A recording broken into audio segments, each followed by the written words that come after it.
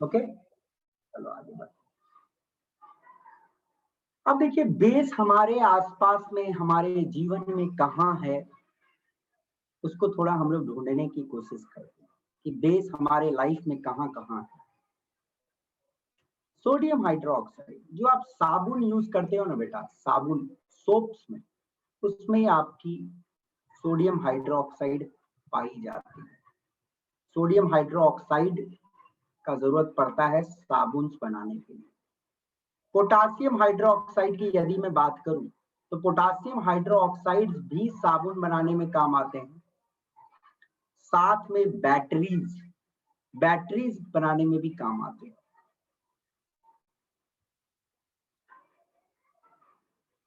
समझ गए? Calcium hydroxide का यदि बात करूं तो कैल्शियम हाइड्रोक्साइड एक बहुत इंपॉर्टेंट केमिकल ब्लीचिंग पाउडर बनाने में काम आता है। आपने ब्लीचिंग पाउडर का नाम तो सुना होगा, है ना? और इसका एक इंपॉर्टेंट यूज आप लोग दिमाग में रख सकते हो, softening of hard water. Softening of hard water. अब बोलोगे सर ये हार्ड वाटर क्या होता है? देखो बेटा, कुछ ऐसे पानी होते हैं ना जिसमें झाग नहीं निकलता है। आपने देखा होगा कहीं आप घूमने उमने गए होंगे तो वहां पे साबुन लाख रगड़ो, झाग नहीं निकलता है साबुन से। एक होती है सॉफ्ट वाटर जिसमें साबुन रगड़ने से तुरंत झाग निकलता है। तो हार्ड वाटर को सॉफ्ट बनाने के लिए हम लोग उसमें कैल्शियम हाइड्रोक्साइड डालते हैं। यदि कैल्शियम हाइड्रोक्साइड डाल दोगे तो हार्ड वाटर की जो झाग नहीं बनने वाली क्वालिटी है वो खत्म हो जाती है, उसमें झाग बनने लगता है। Okay. Magnesium hydroxide. Magnesium hydroxide की बात की जाए तो ये अक्सर आप जो डाइजीन हम लोग घर में खाते हैं या जो भी और आपने सुना होगा एंटा एसिड, इनो, जो बोलते हैं ना पेट में एसिडिटी हो गया, पेट में जलन होता है। तो एक्चुअली पेट में जलन क्यों होती है? एसिड का प्रोडक्शन हाई हो जाता है। आपने पढ़ा था कि HCl हमारे पेट में प्रोड्यूस होती है, उसकी प्रोडक्शन यदि हाई हो जाती है तो लफड़ा होता है, हमारे पेट में दर्द इत्यादि होती है। तो उसको खत्म करने के लिए एसिड बन गया तो बेस यदि खाएंगे तो एसिड बेस रिएक्ट करके सॉल्ट वाटर बन जाएगा, खत्म कहानी। ओके। तो magnesium hydroxide used in antacid, ठीक है ना, इन एंटा एसिड। जो भी इनो, डाइजीन, ये सब आप सुने हो, सब में मैग्नीशियम हाइड्रोक्साइड रहती है जो पेट में एक्सेस एसिड को खत्म करता है। अल्युमिनियम हाइड्रोक्साइड, देखो क्या होता है, जब भी आग वाग लगती है ना तो फायर एक्सटिंग्यूशर्स लोग पहले क्या करते हैं, अल्युमिनियम हाइड्रोक्साइड पूरा स्प्रेड करके एक फोम के टाइप बनाते हैं, ठीक है ना। तो अल्युमिनियम हाइड्रोक्साइड यूज होती है। एक सेकंड रुकना बेटा, थोड़ा सा एक वीडियो की सेटिंग में थोड़ा गड़बड़ है, मैं उसको चेंज कर दे रहा हूँ क्योंकि मैं हाथ वाथ रेज कर रहा हूँ तो आपको दिख नहीं रहा है ना? दिख रहा है। मेरी हाथ गायब हो जा रही होगी कभी का, है ना? कभी कभी हो रहा है सर, लेकिन दिख रहा है वैसे। इसको मैं ठीक कर दे रहा हूँ, एक सेकंड रुकना, एक सेकंड लगेगा। वो मैंने एक सेटिंग बंद रखा था, वो बाहर गया हुआ था ना, तो वो सेटिंग क्लोज था। एक सेकंड रुकना खाली बस।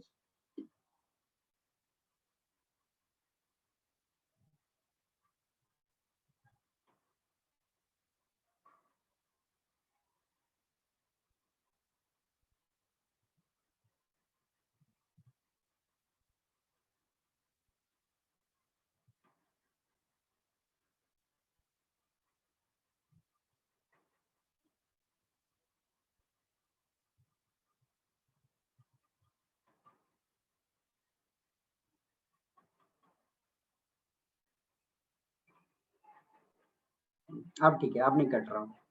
चलिए, वो मोशन कैप्चर नहीं हो रहा था उस time. Now it's okay. Aluminium hydroxide, देखो एल्युमिनियम हाइड्रोक्साइड का यूज होता है एज अ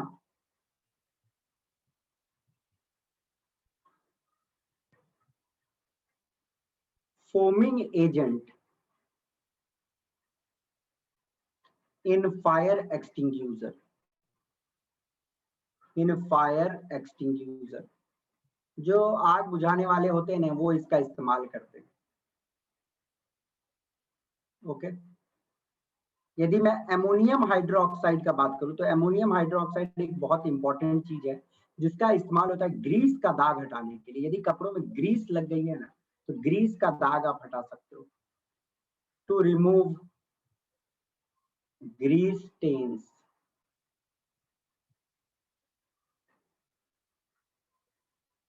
ग्रीस का दाग हटाने के लिए हम लोग इसको यूज करते हैं। Okay, magnesia, magnesia is actually magnesium oxide, एक स्पेशल टाइप का ईंटा होता है, आप लोगों ने सुना होगा रिफैक्ट्री ब्रिक्स। रिफैक्ट्री वाले ईंटा सुने हो आप लोग, कैसा होता बताओ तो? एक सफेद कलर का ईंटा देखे हो आप लोग, रिफैक्ट्री ब्रिक्स? ओके, यदि नहीं देखे हो तो एक बार गूगल आउट कर लेना कि रिफैक्ट्री ब्रिक्स कैसा होता है, वो बनाने में यूज होता है, आप लोग पहचान लोगे। सफेद कलर का ईंटा होता है, येलोइश कलर की होती है। कैल्शियम ऑक्साइड का इस्तेमाल होता है एज अ ड्राइंग एजेंट। कहीं बहुत ज्यादा मॉइस्चर रहता है तो वहां पे मॉइस्चर हटाने के लिए कैल्शियम ऑक्साइड का इस्तेमाल किया जाता है। देखो ये सारे जो चीज लगाए हैं आपको मालूम होना चाहिए। देखो हमारे आसपास बेस का हम लोग कितना प्रयोग करते हैं। ओके, देखो कोई चीज पढ़ रहे हो तो आपको एक्चुअली जानना चाहिए कि उसका लाइफ में क्या यूज है ना? तो ये सारी चीज का बेस है, जितना सारा चीज आपके पास में लिखा हुआ है, sodium hydroxide, potassium hydroxide, calcium hydroxide, magnesium hydroxide, aluminium hydroxide, ammonium hydroxide, magnesium oxide, calcium oxide, ये सारे बेस। और बेस का इस्तेमाल आपने देखा हमारी लाइफ में तो है इसका जगह। चलिए अब आते हैं, बेस तो हम लोग समझ गए, अब बेस के डिटेल्स में चलते हैं कि बेसिक, अब बेस के अंदर में आते हैं बेसिक ऑक्साइड। ओके, तो बेस एक्चुअली दो टाइप की हो गई, बेसिक ऑक्साइड, एक बेसिक हाइड्रो ऑक्साइड। तो बेसिक ऑक्साइड क्या? बेसिक ऑक्साइड ऑब्वियसली एक मेटल के साथ ऑक्सीजन लगा हुआ है, मेटल ऑक्साइड को हम लोग बोलते हैं बेसिक ऑक्साइड। ठीक है ना, गॉट इट? और वो जब एसिड के साथ रिएक्ट करेगा तो सिंपल कहानी है कि उसको सॉल्ट एंड वाटर बनाना ही चाहिए, सिर्फ सॉल्ट एंड वाटर। जैसे कि एग्जांपल मैं आपसे बात कर लूं, आप कॉपर ऑक्साइड एग्जांपल ले लो, ठीक है ना, आप मैग्नीशियम ऑक्साइड एग्जांपल ले लो, ये सब एसिड के साथ रिएक्ट करते हैं तो सिर्फ और सिर्फ सॉल्ट और वाटर बनता है। बट आप एक चीज दिमाग में सुनो ध्यान से, ये वाला आप यदि देखते हो PbO2, बोले तो lead 4 oxide, this is lead 4 oxide, lead 4 oxide. Lead 4 oxide की यदि मैं बात करूं तो देखने में तो ये लग रहा है कि भैया ठीक है मेटल ऑक्साइड है ना, मेटल ऑक्साइड है, Pb+4 और O2- के कॉम्बिनेशन से बनी। ओके, ये मेटल ऑक्साइड तो है, नो डाउट। ओके, बट यदि ये एसिड के साथ रिएक्ट करता है तो देखो क्या क्या बनता है। यदि ये एसिड के साथ रिएक्ट करेगा तो आपको मिलेगी PbCl2 plus H2O plus Cl2। ठीक है, सॉल्ट मिला, कोई दिक्कत नहीं, सॉल्ट मिला, वाटर भी मिला, तो ये तो नेसेसरी कंडीशन थी कि एक बेस कौन होगा जो एसिड के साथ रिएक्ट करेगा, वो सॉल्ट एंड वाटर बनाना चाहिए, पर सिर्फ सॉल्ट एंड वाटर बनाना चाहिए। यहाँ पे एक्स्ट्रा क्लोरीन गैस भी बन जा रहा है। तो PbO2 को हम नॉट आ बेस, इसको हम बेसिक ऑक्साइड या बेस नहीं बोल सकते। ठीक है, ये दिमाग में रखिएगा, it is not a base. ये आपकी बुक में नहीं लिखा हुआ है बट आपके कॉम्पिटिटिव एग्जाम में ये सब सारी चीज पूछे जा सकते हैं। PbO2 बेस नहीं है क्योंकि ये साथ में एक्स्ट्रा क्लोरीन दे रहा है, ये रीजन दिमाग में आपको रहना चाहिए। क्यों नहीं है? क्योंकि साथ में भैया एक्स्ट्रा क्लोरीन निकलते हैं। समझिए बात को? चलिए, तो बेसिक ऑक्साइड आपने पढ़ लिया, आप चलो बेसिक हाइड्रो ऑक्साइड भी देख लेते हैं। तो बेसिक हाइड्रो ऑक्साइड सिंपल सी बात है कि मेटल के साथ OH- आयन रहेगी, वो भी एसिड के साथ रिएक्ट करेगा तो सॉल्ट एंड वाटर मिलेगा। जैसे कि एग्जांपल मैं आपको दे दूं, एग्जांपल की बात करूं तो sodium hydroxide, metal hydroxide है, मेटल के साथ OH- लगी हुई, KOH, पोटासियम हाइड्रो ऑक्साइड। ठीक है ना, गॉट इट? अब देखो क्या है, सोडियम हाइड्रो ऑक्साइड यदि बेटा रिएक्ट करता है आपका एसिड के साथ, मान लो मैंने एसिड लिया HCl, ठीक है, तो ये रिएक्शन होती है तो सिर्फ और सिर्फ NaCl और वाटर, मतलब सॉल्ट और वाटर मिला, KOH को मैं रिएक्ट करवा देता हूँ, मानो एसिड के साथ H2SO4 के साथ रिएक्ट करवा देता हूँ, ओके, तो बनती है K2SO4 सॉल्ट प्लस वाटर, ठीक है ना। बैलेंसिंग मैं नहीं कर रहा हूँ, आप लोग ईच एंड एवरी इक्वेशन जो है उसको बैलेंस कर देना, और ध्यान में देना ये सब एक्वस फॉर्म में होती है, NaOH एक्वस लेते हैं, ठीक है ना, HCl भी डाइल्यूट लो, KOH एक्वस लेते हैं, HCl भी एक्वस लेते हैं, तो ये भी एक्वस, ये भी वाटर तो लिक्विड है, ये ध्यान में दीजिएगा, ओके, गॉट इट। तो ये बेसिक हाइड्रोक्साइड की कहानी है। कोई दिक्कत यहाँ पे? बेसिक हाइड्रोक्साइड मेटल हाइड्रोक्साइड होते हैं जो पानी में जाने के बाद, सॉरी, एसिड के साथ रिएक्ट करने के बाद सॉल्ट और वाटर बनाते हैं। एल्कली, एल्कली किसको बोला जाता है? इंपॉर्टेंट कहानी। एल्कली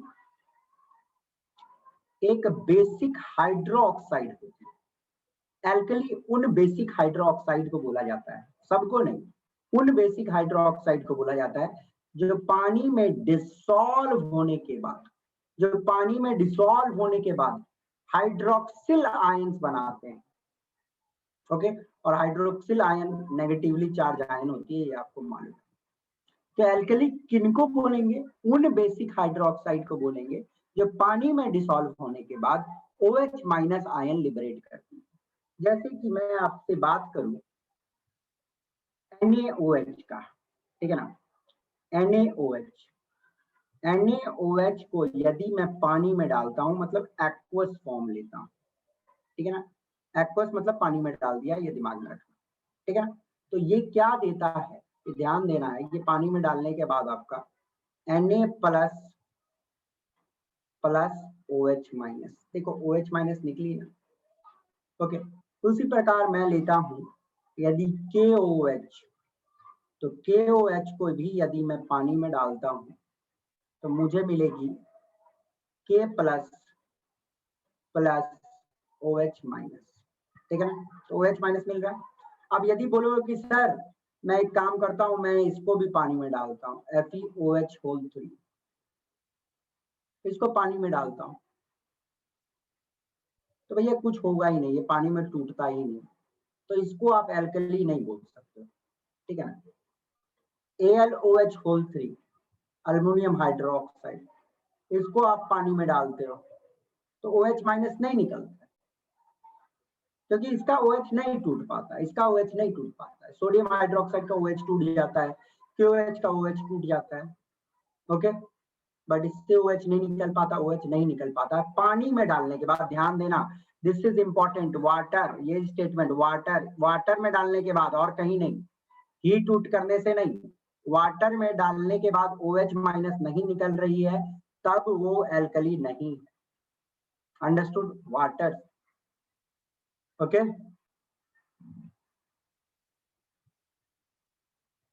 देखो ध्यान से, एल्कली किसको बोलते हैं? एल्कली उन बेस को बोला जाता है जो सॉल्युबल होते हैं वाटर में।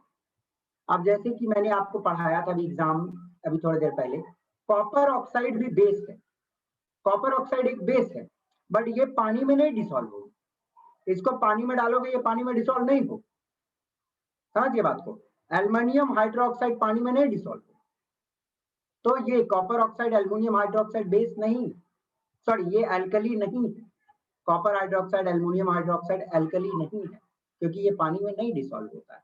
हाँ, मैग्नीशियम हाइड्रोक्साइड डिसॉल्व हो जाएगा, ओके, OH माइनस देगा, एमोनियम भी OH माइनस देगा, इनको एल्कली बोल सकते, ओके। तो एल्कली उन्हीं बेस को बोला जाता है, देखो बेस तो एक कैटेगरी हो गया, बट एल्कली उन्हीं बेस को बोलिएगा जो पानी में सॉल्युबल है, और पानी में सॉल्युबल होने के बाद ये वाला प्यारा सा आयन देता है, OH माइनस आयन देता है। एल्कली किनको बोल रहे हैं? वो बेस जो पानी में सॉल्युबल होंगे और पानी में सॉल्युबल होने के बाद OH माइनस आयन जरूर देता है, ओके, गॉट इट, तभी उसको एल्कली बोल सकते हो, नहीं तो एल्कली नहीं बोल सकते, ठीक। अब जैसे कि कुछ एग्जाम्पल्स की बात करूं आपके साथ,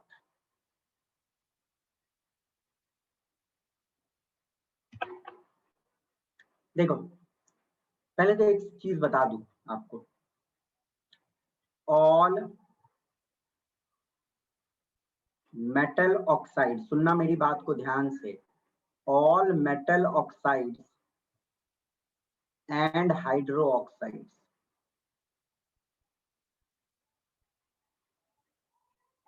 आर insoluble in water,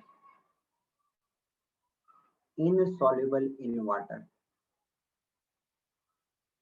सुनो मैं क्या बोल रहा हूं, ध्यान से सुनना।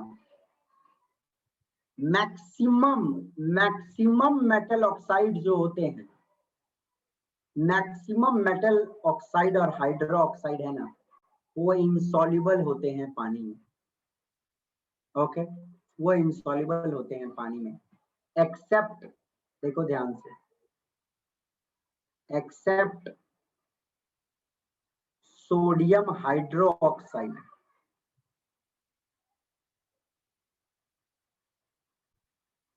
मेटल बात कर रहा हूं, ठीक है ना, sodium hydroxide, potassium hydroxide,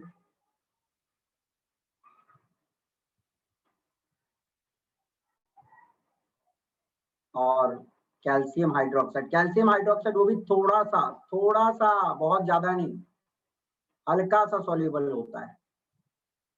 but यदि सॉल्युबिलिटी सचमुच में बात कर रहे हो तो अक्सर मेटल ऑक्साइड और हाइड्रोक्साइड पानी में इनसॉल्युबल होता है, पानी में नहीं मिलता है। बट हाँ, सोडियम हाइड्रोक्साइड, पोटासियम हाइड्रोक्साइड बहुत ज्यादा पानी में मिलती है। कैल्शियम हाइड्रोक्साइड भी मिलता है बट बहुत हल्का फुल्का। ओके, तो सोडियम हाइड्रोक्साइड एक एल्कली हुआ, पोटासियम हाइड्रोक्साइड भी एल्कली है, कैल्शियम हाइड्रोक्साइड भी एल्कली है, बट उतनी स्ट्रॉन्ग एल्कली नहीं है क्योंकि उतना ज्यादा पानी में नहीं मिलता है। सोडियम हाइड्रोक्साइड का फॉर्मूला क्या होता है? NaOH। इसका कॉमन नेम क्या होता है, कोई बता सकता है? इसको हम लोग कॉस्टिक पोटैश बोलते हैं, कॉस्टिक पोटैश, ठीक है ना। इसको हम, अच्छा सॉरी, KOH नहीं ना होगा बेटा, NaOH। ओके, तो इसको कॉस्टिक सोडा बोलते हैं, कॉस्टिक पोटैश, ठीक है ना। दिस वन इज KOH, इसको हम लोग कॉस्टिक पोटैश, पोटासियम इसलिए पोटैश। ओके, इसका formula CaOH whole twice। CaOH।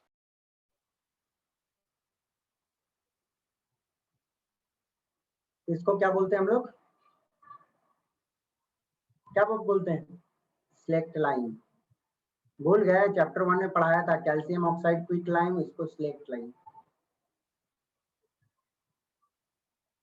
Okay, और देखो ये जो मैंने एग्जाम्पल लिखा है अभी, ये सारे मैंने एग्जाम्पल लिखे हैं एल्कलीज के। तो एग्जाम्पल 1 एल्कली की हो गई, एग्जाम्पल 2 एल्कली की हो गई, एग्जाम्पल 3 एल्कली की हो गई। ओके, और एक चौथा एग्जाम्पल एल्कली का आप लिख लो, बट ये मेटल हाइड्रोक्साइड नहीं है, ये ध्यान देना। मैं एमोनियम हाइड्रोक्साइड भी एक एल्कली होता है, बट उतना स्ट्रॉन्ग नहीं, वीक एल्कली है ये भी, क्योंकि उतना ज्यादा पानी में नहीं मिलता है। एमोनियम हाइड्रोक्साइड, कैल्शियम भी वीक एल्कली है। हाँ वीक, कैल्शियम हाइड्रोक्साइड, हाँ वीक, ठीक है ना। देखो ध्यान देना, मैं जो बताना चाह रहा हूँ, मैं दो चीज एक साथ बता रहा हूँ, तो हो सकता है आपके दिमाग में थोड़ा कंफ्यूजन आए। मैं एक आपको चीज ये बता रहा हूँ आपके नॉलेज के लिए कि दुनिया में अक्सर मेटल ऑक्साइड और हाइड्रो ऑक्साइड इनसॉल्युबल होते हैं पानी में, ध्यान से सुनना। बट सिर्फ सोडियम, पोटासियम और कैल्शियम को छोड़, वो भी कैल्शियम को भी हटा दो चाहो तो, सोडियम और पोटासियम ही हाइड्रो ऑक्साइड बोलने का अच्छा से सॉल्युबल है, बट कैल्शियम हाइड्रोक्साइड सॉल्युबल है बट हल्का फुल्का। एमोनियम हाइड्रोक्साइड ये एक मेटल ऑक्साइड या हाइड्रोक्साइड नहीं है, ये ध्यान देना, but this is an example of alkali. तो ये जो चार मैं एग्जांपल दिया हूं, ये एल्कली के एग्जांपल्स भी हैं, दिमाग में रखिएगा। ओके, पहले वाले दो स्ट्रॉन्ग एल्कली है, नीचे वाले दो वीक एल्कली। देखो एक मैं छोटा सा स्टेटमेंट लिख रहा हूं, ये आप समझ लेना। All alkalis are bases. Obvious सी बात है, एल्कली बेसेस ही होंगे, क्योंकि एल्कली क्या होते हैं, सॉल्युबल बेसिस को एल्कली बोलते हैं। कौन से बेसिस को एल्कली बोला जाता है? सॉल्युबल बेस को, है कि नहीं? जो सॉल्युबल बेस होती है उसको हम लोग एल्कली बोलते हैं। ओके, बट सारे बेस एल्कली होंगे ये जरूरी तो नहीं।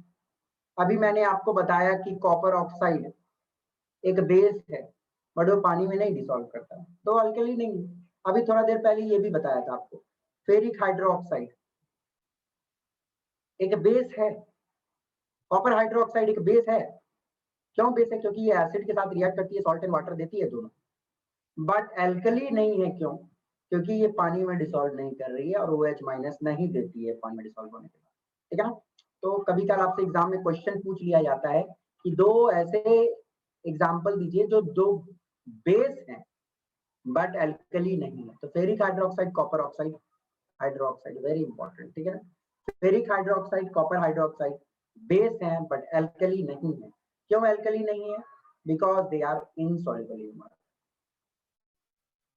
Very very important line. Okay, तो सारे बेसिस एल्कली क्यों होंगे? क्योंकि सॉरी मैं गलत बोल गया कि सारे एल्कली बेसिस होंगे, सारे एल्कली बेस होंगे, ये दिमाग में रखिए, सारे एल्कली बेस होंगे, क्योंकि जो एल्कली है वो तो बेस है ही ना, गॉट इट? बट सारे बेस एल्कली नहीं होंगे, क्योंकि सारे बेस वाटर में सॉल्युबल नहीं होंगे। Okay, this is okay but this is not okay. समझ गए बेटा? कोई कंफ्यूजन कि फिर से बताओ ये वाला? नहीं ना? नहीं सर, ठीक है।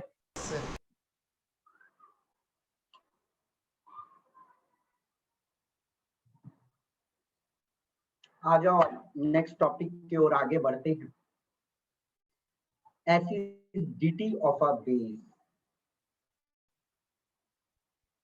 Okay, acidity of a base, basicity of N acid पढ़े थे हमने। बताओ तो क्या था उसका definition? Basicity of N acid का क्या डेफिनेशन है? बोले जल्दी, भूला गया। एक एसिड पानी में जाने के बाद कितने हाइड्रोनियम आयन देगा, that is basicity of N acid. ठीक उसी प्रकार एसिडिटी ऑफ अ बेस होता है, ध्यान देना थोड़ा उल्टा हो जाता है। बेसिसिटी ऑफ एसिड मतलब कितने सारे H+ आयंस दे रहे हैं। एसिडिटी ऑफ अ बेस का मतलब क्या होता है? अब देखो, एसिडिटी ऑफ बेस का मतलब होता है number of hydroxyl ion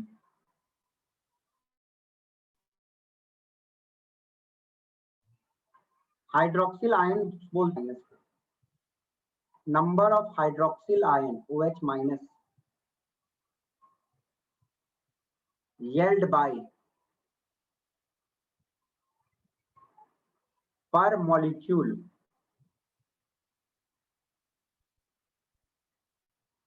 of a base in aqueous solution या फ्यूज स्टेट। ध्यान देना, फ्यूज मतलब उसको पिघलाने पे, इन aqueous solution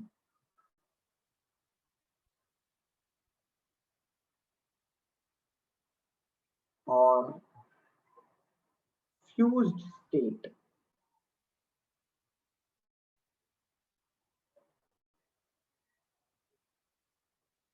देखो इस डेफिनेशन को समझ लो, कितने सारे हाइड्रोक्सिल आयन, बोलने का मतलब OH माइनस, कितने सारे OH माइनस आयंस, ओके, एक मॉलिक्यूल बेस का से निकलेगा एक्वस सॉल्यूशन में या फ्यूज स्टेट में।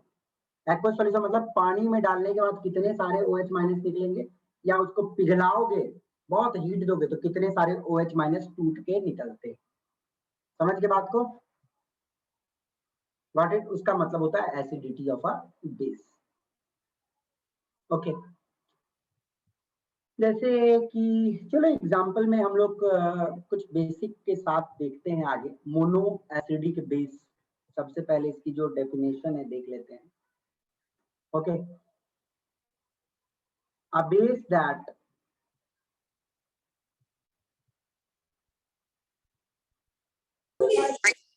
yields मतलब देता है, a base that yields one hydroxyl ion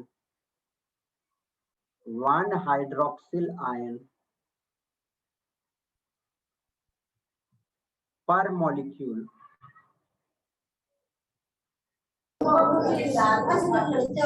aqueous और फ्यूज स्टेट, ठीक है ना, उनको हम लोग बोलेंगे मोनो एसिडिक बेस। ठीक है ना, मोनो एसिडिक बेस किसको बोलते हैं? एक बेस जो एक्वस या फ्यूज स्टेट में सिर्फ एक हाइड्रोक्सिल आयन दे रहा है पर मॉलिक्यूल। हाइड्रोक्सिल आयन मतलब OH-। ओके, एग्जांपल इसका देखा जाए तो सोडियम हाइड्रोक्साइड, ये पानी में जाने के बाद एक ही देता है पर मॉलिक्यूल, KOH NH4OH।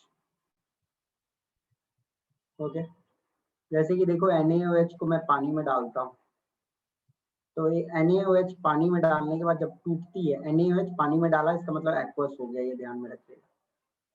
ओके, तो ये टूट जाता है Na+ और OH- में। आप तो समझ ही रहे हो, जब Na+ OH- में टूट रहा है तो OH- मिल रहा है, तो ये एक एल्कली भी है, तो एक ही OH- मिल रहा है, वो एक्वस लिखा हो, ध्यान देना। एक्वस रहेगा तभी एल्कली होगा, एक्वस नहीं रहेगा तो वो सिर्फ बेस रहेगा।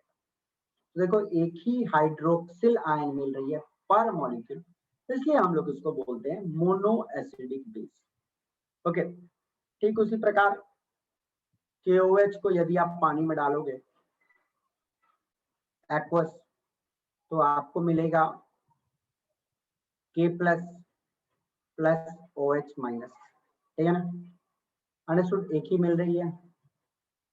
या मैं एमोनियम हाइड्रोक्साइड को डालूं पानी में, एमोनियम हाइड्रोक्साइड एक्वस यदि हम लोग लेते हैं बच्चों, तो ऑब्वियस सी बात है आपको ओके NH4+ + OH- एक ही मिलती है। गॉट इट, इसलिए हम लोग इसको मोनो एसिडिक बेस बोलते हैं। समझ गए? Very simple. Okay, di acid base, similar definition. Okay, 2 OH- ion, okay, OH- ion या hydroxyl ion,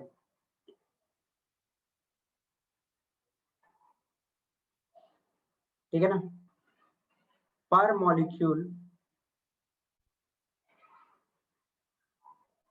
in aqueous or fused state, in aqueous or fused state।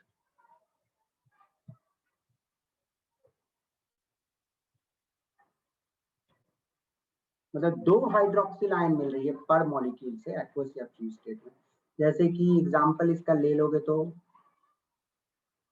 Calcium hydroxide इसका एक example है।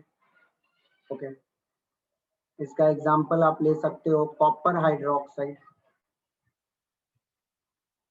Okay, copper 2 hydroxide बात कर रहा हूँ, ठीक है, ये ध्यान दीजिएगा, सॉरी। ओके, तो कैल्शियम हाइड्रोक्साइड को यदि हम लोग पानी में डालते हैं, मतलब एक्वस, ठीक है, गॉट इट, तो ये टूट जाता है Ca2+, मतलब एक ही मॉलिक्यूल लिया, okay, Ca2+ ion plus 2 OH- ion, 2 hydroxyl ion मिल रही है, कितने से? एक मॉलिक्यूल है ना, एक मॉलिक्यूल, कितने? 2 हाइड्रोक्सिल आयन।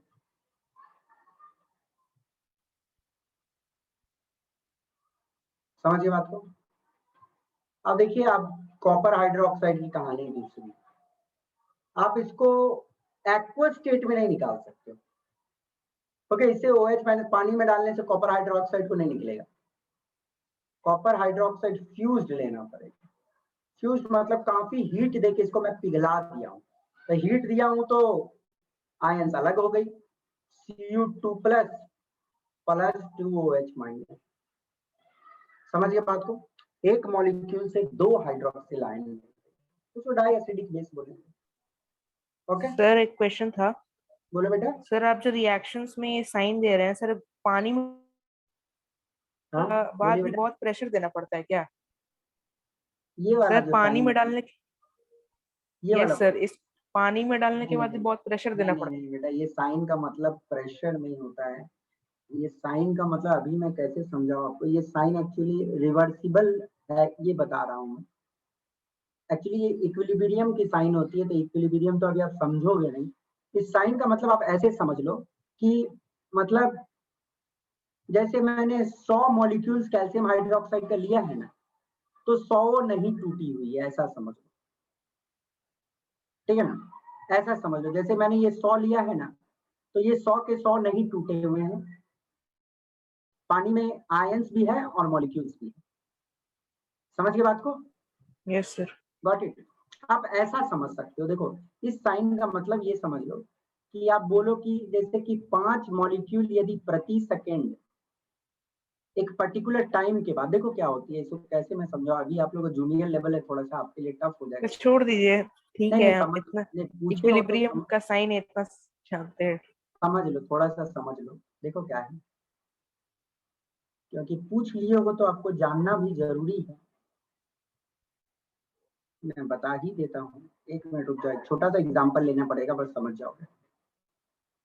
इक्विलिब्रियम का मतलब नहीं ना समझोगे अभी आप लोग, और एक सिंपल कहानी में समझा रहा हूँ, ठीक है ना? मान लो ये वाला एक क्लोज्ड कंटेनर है, ठीक है, और मैं इसमें पानी रखा हुआ हूँ, ठीक है, मैं इसमें पानी रखा हुआ हूँ।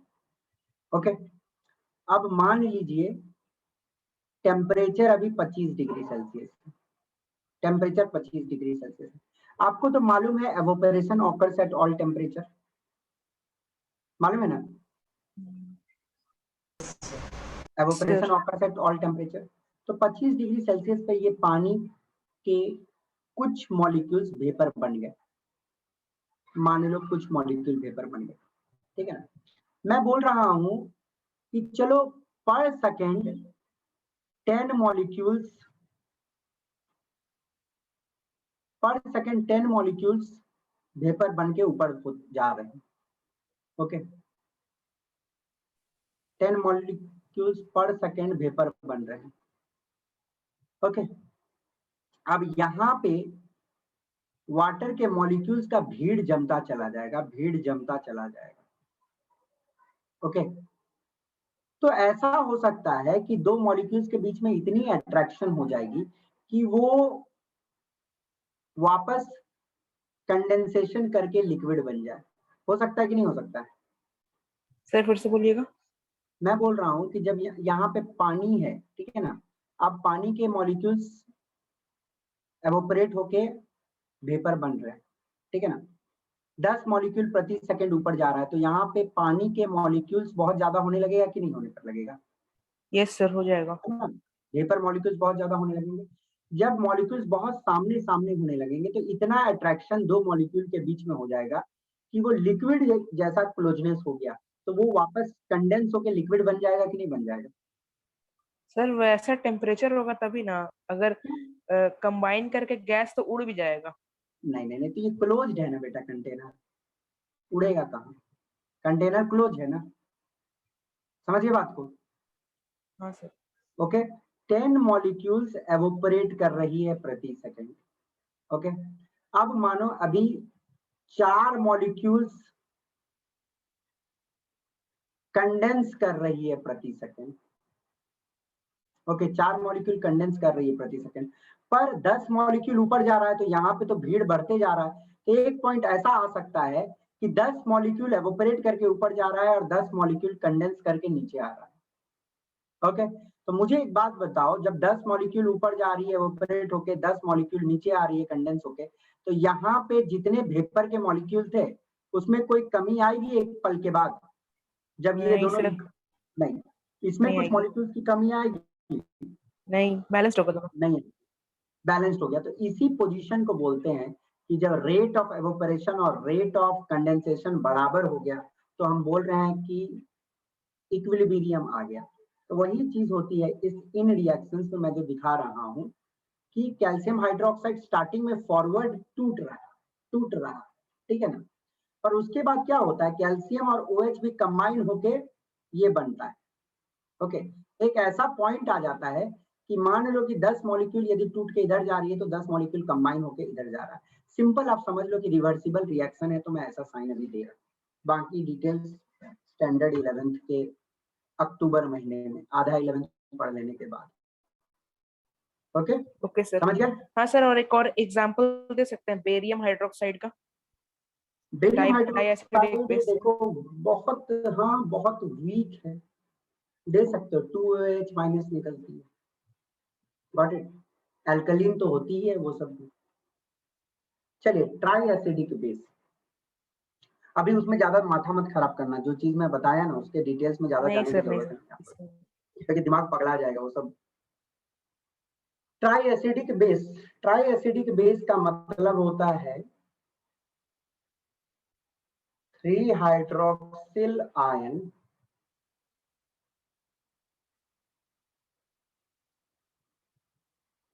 पर मॉलिक्यूल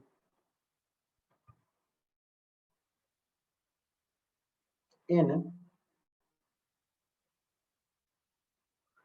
aqueous और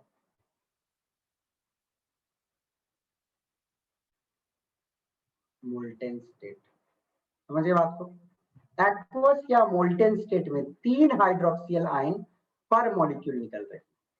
ओके, एग्जांपल यदि देखा जाए तो एग्जांपल इसका एल्युमिनियम हाइड्रोक्साइड है। ओके, एग्जांपल इसका फेरिक हाइड्रोक्साइड है, फेरिक। अच्छा, आप लोगों को फॉर्मूला लिखने उखने में किसी को कोई दिक्कत तो नहीं ना होता है स्टूडेंट्स? नहीं मैं पर्सनली सबसे पूछ रहा हूँ, फॉर्मूला लिखने में दिक्कत नहीं हो रहा है ना? नहीं तो मैं एक स्पेशल क्लास ले लूंगा फॉर्मूला लिखने का, क्योंकि यदि आपको फॉर्मूला लिखने अच्छे से नहीं आएगा तो बहुत दिक्कत होगा आगे चल के sir, semester. Uh do you sir uh तो थिंक? मतलब रहा है सब, लेकिन अगर आप एक एक्स्ट्रा क्लास लेना चाहें तो ले सकते हैं, उसमें कुछ। मैं नहीं लेना चाहता, मतलब आपको जरूरत महसूस हो रहा है तो मुझे बताना, ठीक है ना, क्योंकि that is very important.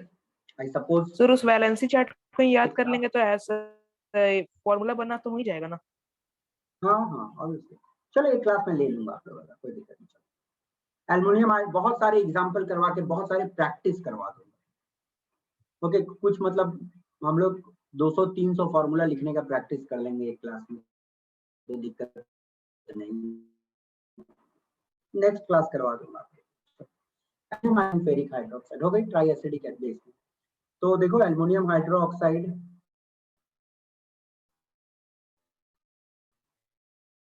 Aqueous में तो नहीं टूटेगी, मैंने आप पोटेशियम और कैल्शियम हाइड्रोक्साइड ही मान के चलो फिलहाल के लिए। एल्युमिनियम हाइड्रोक्साइड नहीं टूटेगी, इसको आपको फ्यूज स्टेट में ही तोड़ना पड़ेगा, बहुत हीट देना पड़ेगा, तो एल्युमिनियम और OH माइनस अलग हो जाएगी। तो ये टूटता है Al3 plus, okay, plus 3OH minus, ठीक है, 3 हाइड्रोक्सिल आयन पर मॉलिक्यूल। फेरिक हाइड्रोक्साइड को भी तोड़ोगे तो सिमिलरली टूटेगा, FeOH होल थ्राइस को यदि तोड़ोगे तो फ्यूज स्टेट में वैसे ही टूटेगा, Fe3 plus, okay, plus 3OH minus.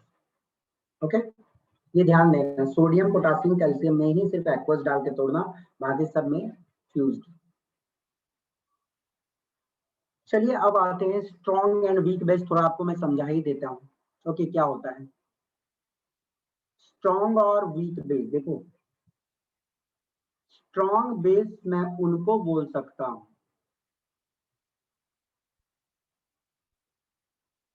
It undergoes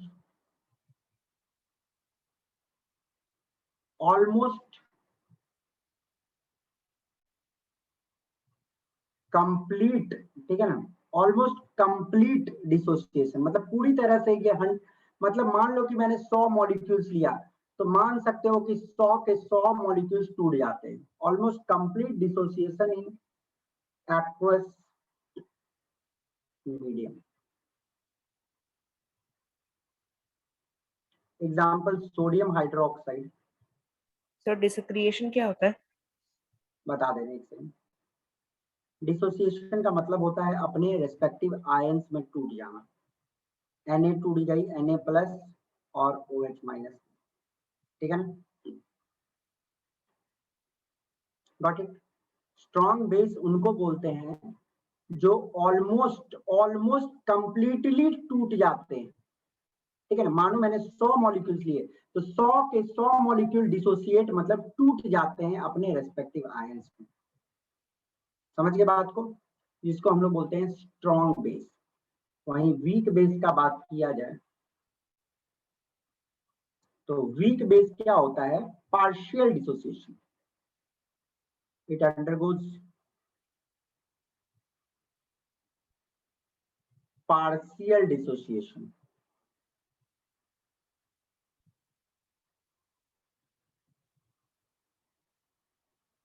in aqueous और फ्यूज स्टेट। मतलब आपने मतलब मान लो कि 100 मॉलिक्यूल्स लिए, 100 में 20 मॉलिक्यूल्स टूटा, बाकी नहीं टूटा, ठीक है ना।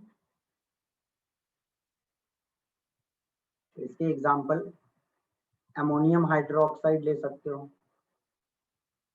कैल्शियम हाइड्रोक्साइड ले सकते हो, ठीक है ना। तो स्ट्रॉन्ग बेस लगभग ऑलमोस्ट सारे टूट जाते हैं। ओके, Na के 100 मॉलिक्यूल 100 टूट जाएंगे लगभग Na प्लस OH माइनस में। वीक बेस मतलब 10 टूटे, 20 टूटे, ऐसे। ओके, प्रिपरेशन ऑफ बेस में आज मैं एंटर नहीं करूंगा क्योंकि आज आप लोग को थोड़ा ज्यादा टाइम लग जाएगा। टेस्ट में आता हूं, मैं होमवर्क दिया था आप लोगों को, देखता हूं कितने बच्चों ने किया था इसको। मैंने आप लोगों को बोला था होमवर्क करने के लिए, आपने किया यस नहीं? सर किए, कर लिए। तो जल्दी मुझे बताना कि आइडेंटिफिकेशन ऑफ एसिड बेस में साथ में सोचा बता दूंगा तो ज्यादा अच्छा रहेगा, कि साथ में लिखा रहेगा तो आपको दिक्कत नहीं होगी। चलिए, तो लिटमस आपको बताना है क्या चेंज आता है। ओके, सर लिटमस किसमें? एसिड में? एसिड में, रेड। एसिड में क्या हो जाएगा? Sir, blue litmus turns to red in acidic. Blue to क्या हो जाता है? Red. Red. Blue to red हो जाती है। ओके, लिटमस चेंज क्या होगा? ब्लू कलर से रेड हो जाता है। ओके, मिथाइल ऑरेंज के साथ क्या होता है बता दो। मिथाइल ऑरेंज का colour orange to pink. red. Orange to pink pink. नहीं बेटा, Red. Orange to pink, orange to pink acid है। एसिड में ऑरेंज टू पिंक ही होगा। ओके, ऑरेंज टू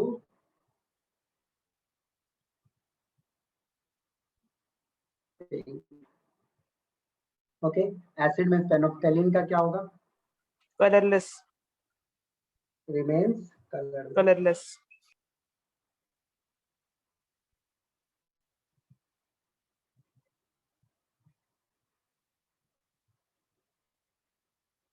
ओके, ये दिमाग में रखिएगा।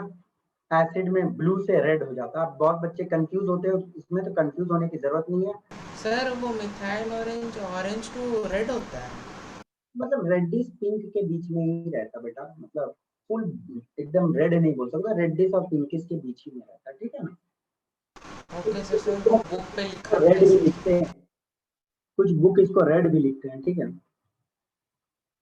बट आप पिंक लिखोगे तो कोई दिक्कत नहीं है। लिटमस में क्या हो जाता है? Red to blue. Red to blue. Red to blue हो जाती है। तो चलो, ब्लू होती है तो ब्लू कलर से लिख देते हैं, हमारे पास ब्लू कलर है, ठीक है ना। रेड टू ब्लू हो जाती है। मिथाइल ऑरेंज किसमें चेंज हो जाएगा?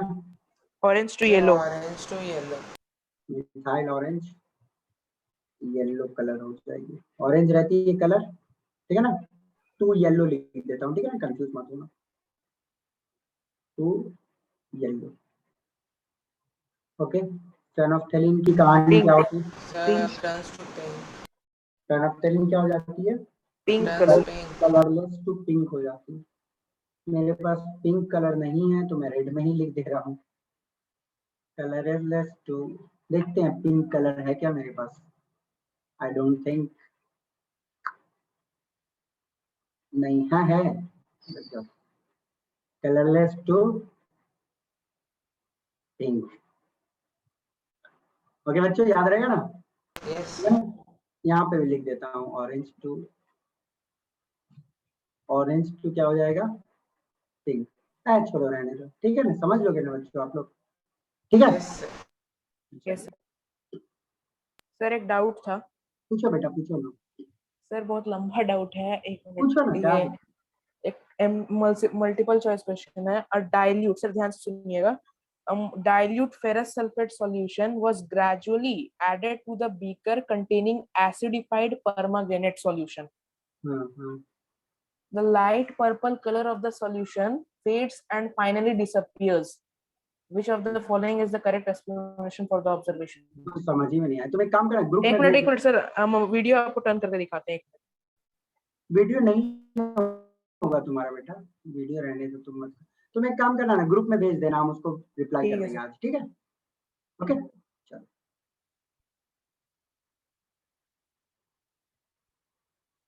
तुम ग्रुप में भेज देना उसको, मैं फुल क्लास के बीच में डिस्कस कर दूंगा और आपको भी सॉल्यूशन भेज दूंगा। Okay okay sir. क्या बोल रहे थे? तो ये तो आप लोगों को याद रहेगा ना, litmus blue Yes, sir. Red colour हो जाती है, मिथाइल ऑरेंज से पिंक होती है, नैफ्थोलिन जैसा का तैसा रहता है, लिटमस रेड से ब्लू होता है, मिथाइल ऑरेंज येलो हो जाती है, फेनोफ्थेलिन कलरलेस से पिंक हो जाती है। कोई दिक्कत नहीं। सर और भी बहुत सारे इंडिकेटर्स होता है, हाँ, ब्लैकबेरीज, और है रेड कैबेज लीव्स। तो सर इसका सारे एग्जाम के लिए में नहीं ना पूछ देगा? मैं सारे रेड कैबेज बताऊंगा। लीव्स। एक सेकंड, मैं सारे बताने वाला हूँ आपको, डोंट वरी। अरे सर ओके, बताने के लिए नहीं बोल रहे, पूछ रहे थे कि सर ये बताना है। Red cabbage leaves, blackberries, please petals पूछता है कि नहीं एग्जाम में? जो सारे पूछेंगे मैं आपको अभी बताने वाला हूँ, एक सेकंड रुक जाइए बस आप। ओके, ऑल्फैक्टरी इंडिकेटर्स आपसे पूछे जाते हैं। सर ओडर से पता लगाने के लिए। ऑल्फैक्टरी इंडिकेटर्स के बारे में आपसे पूछा जाएगा, जो आपको मालूम होनी चाहिए मैं आपको बता दे रहा हूँ। Olfactory indicators is asked, acid के केस में नो चेंज ऑन स्मेल, ठीक है ना, एसिड के साथ नो चेंज ऑन स्मेल, ठीक है? मतलब क्या है, एक ऑल्फैक्टरी इंडिकेटर मालूम है ना, प्याज ले सकते हो, Yes. लहसुन ले सकते हो सर आप, क्लोव का स्ट्रिप्स जो प्याज के साथ मिक्स लौंग, करते हैं। हाँ लौंग का तेल ले सकते हो, वैनिला उसको एसेंस। एक कपड़े में डाल लेना और फिर उस पर एसिड डालना, तो कोई स्मेल में चेंज नहीं होगा। बट यदि बेस को यदि आप लगा दोगे उसके साथ तो smell is destroyed. Sir destroyed मतलब? डिस्ट्रॉयड, सर हाँ, तो मतलब स्मेल डिस्ट्रॉयड मतलब खत्म, मतलब क्या? स्मेल खत्म हो जाता है उनका। यदि आप प्याज का रस कपड़े में लगा दिए तो प्याज महकेगा, लौंग का तेल का रस लगा दियो कपड़े में तो लौंग का तेल जैसा महकेगा। बट उसमें यदि आप सोडियम हाइड्रोक्साइड, पोटासियम हाइड्रोक्साइड जैसा बेस थोड़ा सा डाल दोगे तो उसका स्मेल आपको पता ही नहीं चलेगा। समझे बात को? Yes sir. Yes. Olfactory indicators, acid smell को बर्बाद नहीं कर पाएगा, बेस बर्बाद कर देगा, ठीक है? मतलब एक प्याज को यदि आप बेस में डाल दिए तो उसका स्मेल नहीं आएगा, एसिड में डालोगे तो रहता। एक और आपको जानना है, that is red cabbage extract, और कुछ नहीं, रेड कैबेज एक्सट्रैक्ट।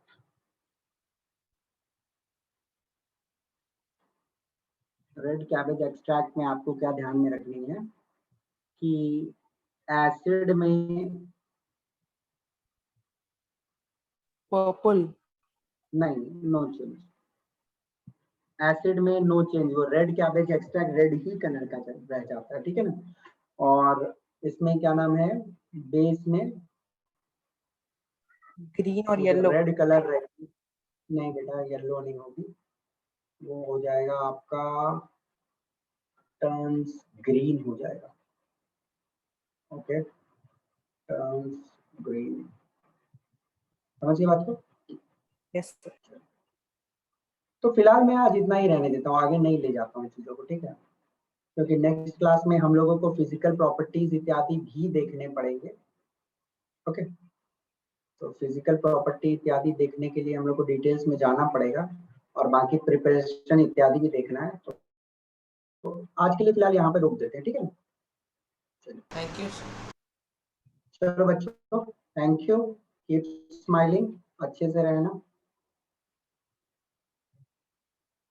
चलिए bye bye, thank you. Thank you.